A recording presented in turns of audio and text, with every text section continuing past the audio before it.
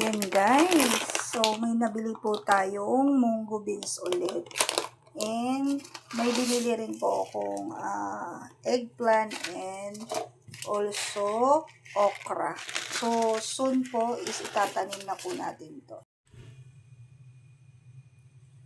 Hi guys! Welcome back my YouTube channel. Okay, this video, this episode, this content is magtatanim po tayo ng munggo beans. So, bumili po ako ng isang pack. Guys, actually hindi pa ako nakakabili ng container na pagtataniman. And ito yung itatanim ko soon. Ayan, unti-unti na ako bumili ng seeds. Pero hanggat maaari gusto ko sana is natural, hindi yung seeds na ganyan. Gusto ko yung talagang pinagbutuan, halimbawa ng kamatis, ganyan, yung mga fresh vegetables, no? But anyway, andyan na yan. So, i-try po natin itong product ng Alta. Ayan, guys. So, Alta to, from okra. Ayan, nabili ko lang po ito ng 550 per pack. Ayan. So, ito guys, nabili ko po siya ng 6 reals. Ayan. So, 6 reals.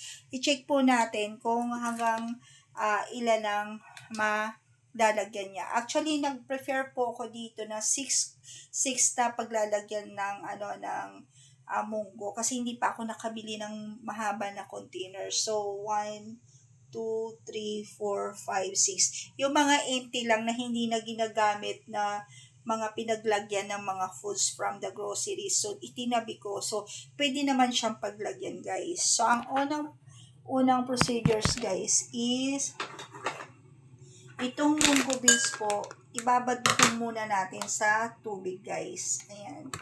So, i-check natin muna yung half ng munggo. Hanggang kalahati lang ng munggo. And, ayan, ibinabad po natin. Half ng munggo lang ang inilagay ko, guys. At ayan, bakit ko siya binabad? Kasi mayroong mga beans na pag lumutang siya, ayan, pag may nakita po kayo lumulutang, hindi na po pwede yan.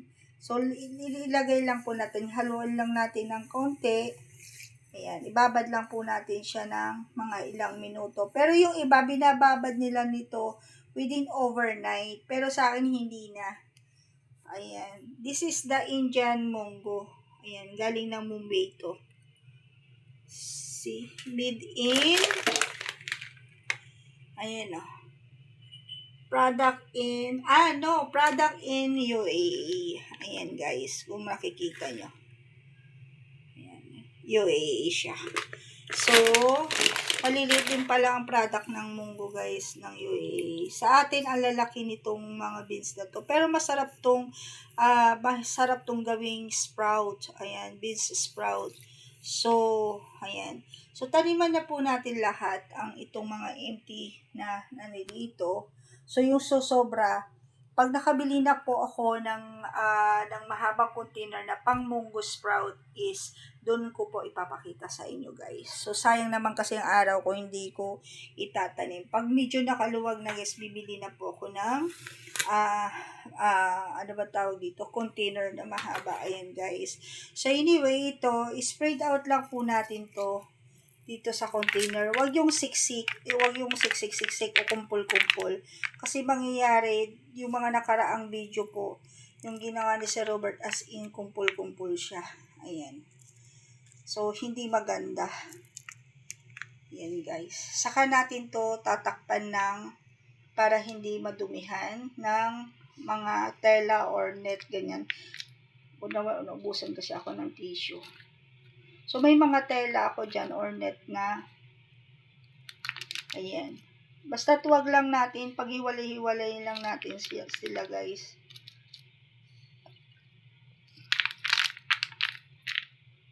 Mas maganda is, yung tutubo siya ng hiwalay-hiwalay. Ayan. So, dito naman sa isa. Kung ano yung ginawa doon, ganun din po. So, ayan.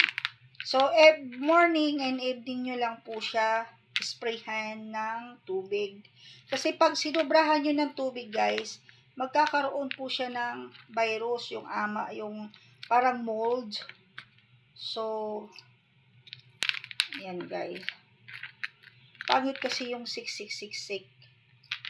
Ayan. Tapos, dito naman sa kabila.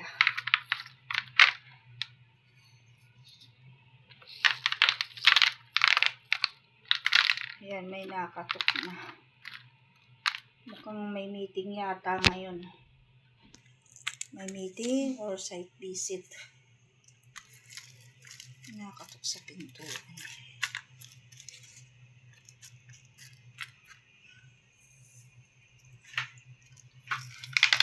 Ayan guys. So, sana, bilangan nyo lang po na this is the first day, no?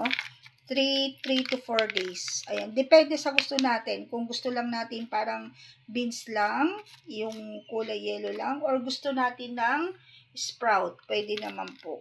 Yung sprout lang siya. Ayan. Pwede rin mahabang mahaba. Kung gusto niyo naman, pabungahin nyo na. Joke lang po. Ayan. Kung pwede lang, kung may lupa lang, pagpapabunga ko ng ano dito, ng batawag dun, ng munggo. Masarap. Doon sa kapitbahay namin, namitas ako ng maraming malunggay. Sobra. At mga kamuting, talbos ng kamute. Yan guys.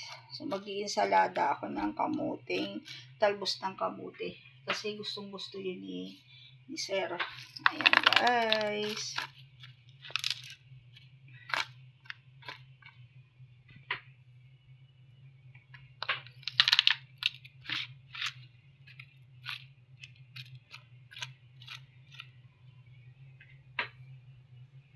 Ayan. Kung gusto niyo pang dagdagan, depende na po sa inyo yan. Pero para sa akin po guys, ayoko siya ng siksikan ng pagkakalagay. Ayan. So, ganyan lang po siya guys. Ayan. Ayan. So, ito medyo konti. So, lagyan pa natin ng konti.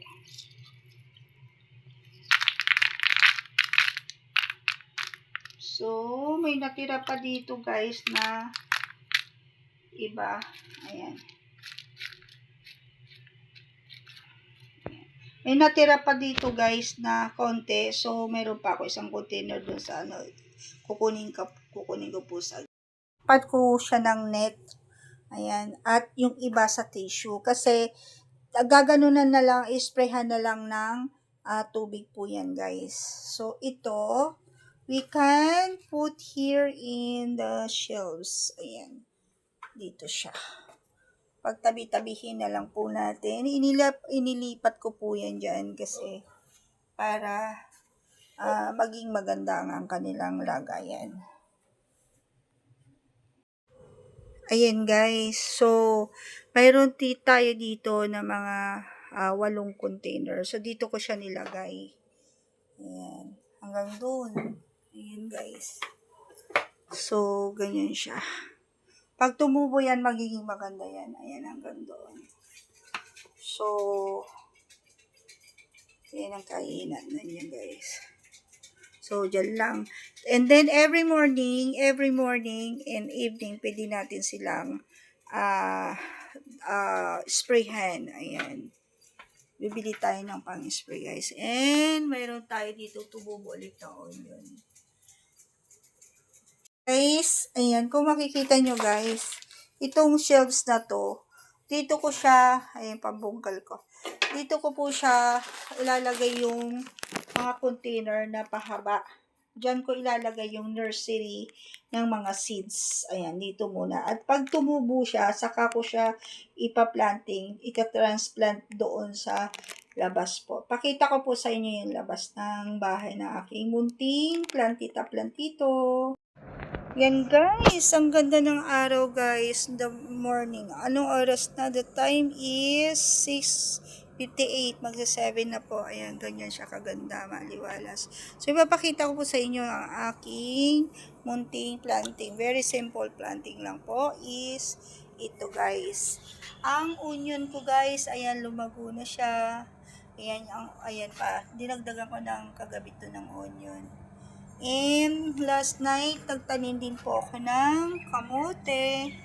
Ayan, tumutubo na rin yung kamote ko. Yung kamatis ko guys, hindi siya nag-survive. So, di bale, magtatanim tayo ulit. Kasi nasobraan po ng dilig. Natamaan yung pinaka-leaves niya, ayun. Nabali-bali siya. So, ayan guys. So, mayroon po akong kinuha dito na, ano ba tawag dito? Bougainvillea. Ayan, this is a color pink. So, hindi ko alam yung pinaka-exactly na name nito kasi gusto ko talaga magtanim ng bougainvillea. Ayan. So, ito, ayan, may tumutubo na po ulit dito na, ayan o, na onion. So, bali, 2, 4, 6. Anim po yan na puno ng sibuyas. Ayan, puno no? Basta yun na yun. So, anim po yan. So, tignan natin kung dadami po yung sibuyas. Actually, itong lupa to guys, dadagdagan ko pa po yan. Yung matabang soil, bibili po ako ng soil. At nagtubo na rin yung oregano guys. Ayan, yung itinirik na ano dyan, yung bougainvillea guys, andyan dyan. Yan, isasama ko doon. Ayan guys. Tapos yung mga bagong seeds, yung talong, okra at chili, bibili po ako ng sarili nilang presentable na paso. Ayan. So, ayan guys. Didiligan lang po natin sila every morning bago ako matulog, no? Tapos paggising ko mamaya every evening. Ayan. Pero kung tag-init na po talaga, kahit na 3 times a day siguro to. Yung oregano ako nag-survive siya. Ayan guys. So patak-patak lang. Alam niyo dapat may pang-spray ako. Bibili ako so ng pang-spray. Ayan guys.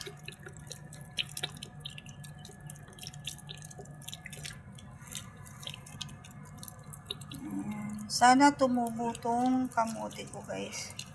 Kung nakikita mo yung dalawang violet yan, may nilagay ako dyang buto ng lemon. Kaya lang, let's see kung tutubo po siya. So, ganyan siya guys. Ayan. So, ito guys, pupunuhin ko pa po siya ng hanggang dito ng lupa. Pag nakabili na po ako ng lupa. Ayan. So, itong mga onion po na to, mayroon din po akong tutubo na garlic. Actually, ito is garlic, guys. Ito, ano na to. Ay, onion pala to. Yung garlic ko namatay na. But it's okay. Nasobrahan po ng dilig. Ayan. Kasi minsan dinidiligan to ni Sir Robert. Ayan. Ganyan lang siya. Yung sakto lang ang pagdilig, guys. So, hanggang dito na lamang guys, ang aking munting plantita-plantito. Thank you for watching. Thank you for support. Salamat po sa inyong panonood. And please like and share and comments down below kung ano pa po yung mga maidadagdag nyo na mga comments po. At talagang, ayan guys, and like and share and comments down below and build the notification bell, and please subscribe my YouTube channel. It's me, Yansay Galzote. Thank you so much guys, and God bless us all guys. I love you guys. Bye.